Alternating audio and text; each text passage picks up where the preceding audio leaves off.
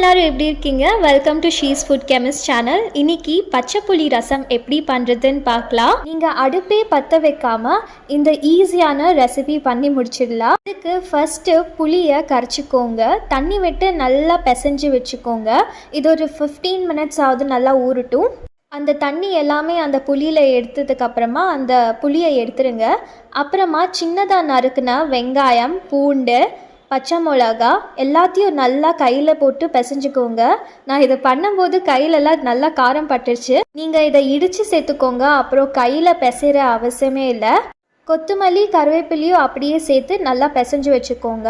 இப்போது 1/2 table spoon மிளகுத்தூள், ஜீரகத்தூள், கொஞ்சோண்டு பெருங்காயம், அப்புறமா தேவையான அளவு உப்பு சேர்த்து நல்லா கலந்து விட்டுக்கோங்க. இதை சிந்தாமணி சிக்கன் இல்லைன்னா நல்லம்பட்டி சிக்கன் கூட சர்வ் பண்ணுங்க. ரொம்ப ரொம்ப ருசியாக இருக்கும். நல்லம்பட்டி சிக்கன் என்னோட சேனலில் வரும். அதுக்கு நீங்கள் சப்ஸ்கிரைப் பண்ணி வச்சுக்கோங்க. பாய்.